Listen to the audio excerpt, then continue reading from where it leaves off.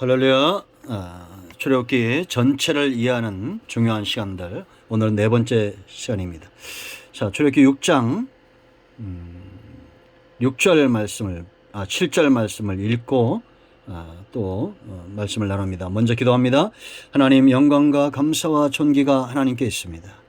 출애굽기의 말씀들을 우리가 깨닫고 하나님께서 원하시는 삶으로 나아가는 귀한 은혜가 있게 하옵소서. 종을 낮추시고 겸손하게 하시고 이 말씀에 오직 쓰임받는 그런 도구가 되기를 원합니다. 하나님의 능력과 지혜와 하나님의 깊고 크신 사랑에 메인바 되어 우리 모두가 하나님이 원하시는 삶으로 거듭나게 하옵소서. 예수님의 이름으로 사모하며 기도합니다. 아멘. 자, 여러분 7절 말씀이 6장 7절, 너희를 내 백성으로 삼고 나는 너희의 하나님이 되리니 나는 애굽 사람의 무거운 짐 밑에서 너희를 빼낸 너희의 하나님 여호와이니라. 여호와인 줄 너희가 알지어다. 아멘. 자, 여러분, 하나님의 목적하심이 있습니다. 왜 이스라엘 백성들을 구원했을까요? 저와 여러분을 왜 구원할까요? 하나님의 소유 삼겠다라는 겁니다. 우리가 출애굽기 19장 5절 6절에 봤죠. 하나님의 소유가 되었다는 것은 이제 하나님을 가까이하며 제사장 나라가 되는 겁니다. 제사장은 하나님 앞에 나갔을 때는 철저하게 백성 편에 서 있는 존재들입니다. 출애굽기 32장 30절에 모세가 우상 숭배에 빠져 있는 그들을 중보하기 위해서 하나님이 그들을 죽이고자 할 때 차라리 나를 생명책에서 제하시고 이 백성들을 살려달라고, 여호와께서 제하시고 이 백성을 살려달라고 기도하죠. 그게 바로 제사장의 사역입니다. 그런데 백성 앞에서는 철저하게 또 하나님 편에 서야 됩니다. 이스라엘 백성들이 해방문 앞에 서서 모세가 어떻게 말합니까? 너희는 여호와께 속한 자들은 다 하나님께로 나오라고 외칩니다. 철저하게 하나님 편에 서서 이스라엘 백성들이 하나님의 선하신 뜻을 전파하는 자, 그들이 바로 제사장이죠. 거룩한 백성, 하나님과의 관계를 소홀히 하지 않는 사람들입니다.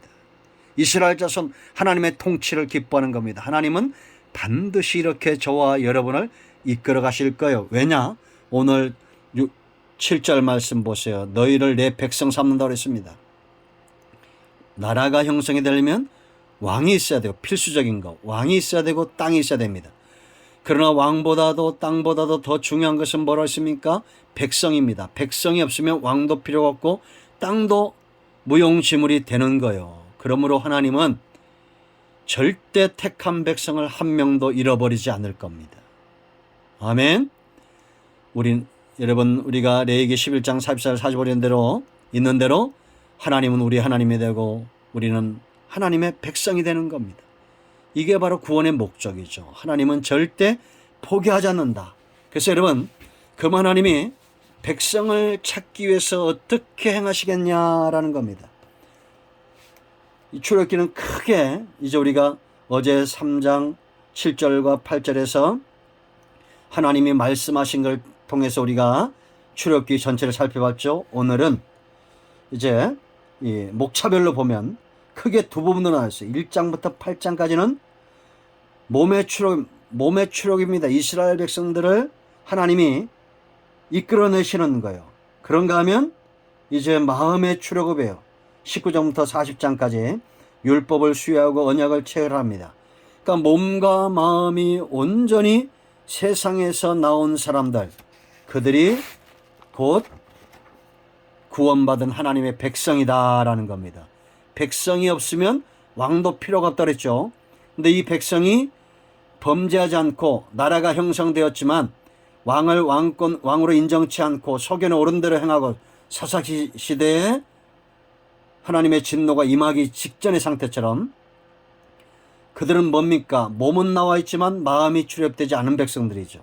그 마음을 이끌어내신다라는 겁니다. 그래서 이제 장마다 살펴보면 먼저 1장에서 하나님은 때를 기다리죠. 그들이 부르짖을 때를 기다리십니다.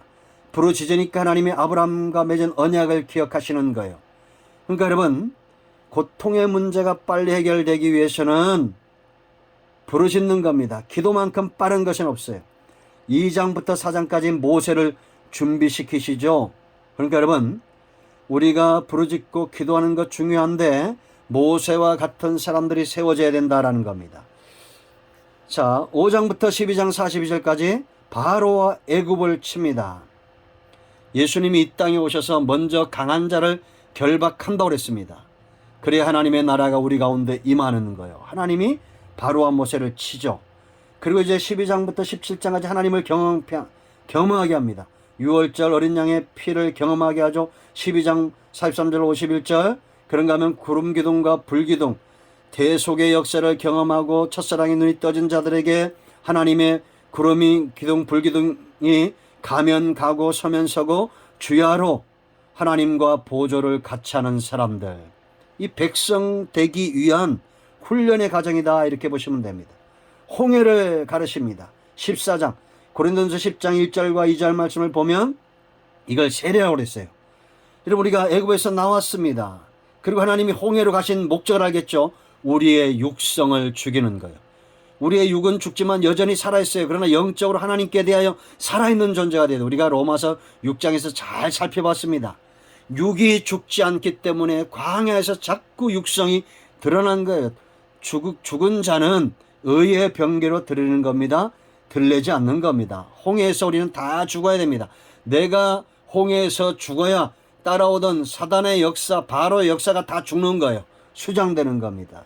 그러니까 여러분, 너무 사단 원망하지 말고 변명하지 마세요. 내가 죽지 않기 때문에 사단이 살아 역사하는 겁니다. 그래서 사탄은 꼭 바퀴벌레와 같아요. 홍해에서 내가 주님과 합하여 세례받고 내 육성을 날마다 쳐서 죽이는 자에게 성령이 역사하면 사탄은 그림자도 비치지 못하는 것입니다. 그리고 15장에서 치료하시는 여호와 쓴물을 단물로 바꾸는 하나님은 치료자가 되심을 보여주시는 거예요. 여러분, 사탄에게 넘어지고 애굽 세상에서 상처받고 이런 분들이 광야에 나와서 첫 번째 경험해야 될, 애굽에서 경험해야 될 이름은 여호와라고 그랬죠. 이제 또 이걸 살펴볼 겁니다. 그러나 여러분, 광야에서 경험해야 될 하나님, 바로 라파의 하나님, 치료하신 하나님을 공급하지, 체험합니다. 그리고 16장에서 공급하신 하나님, 만나와 메추라기, 지금 이들의 몸을 이끌어내면서 그들의 영육을 살찌게 하시는 우리의 도움은 하늘로부터 온다는 것을 분명히 하시죠. 17장에서 여호와니시, 승리하신 하나님을 체험하게 합니다. 한 번 더 이 부분들은 살펴보겠습니다. 그리고 18장에서 돕는 자들을 세우십니다. 자, 19장부터 40장 마음을 이끌어내는 거요. 이제 몸뿐만 아니라 마음을 이끌어냅니다.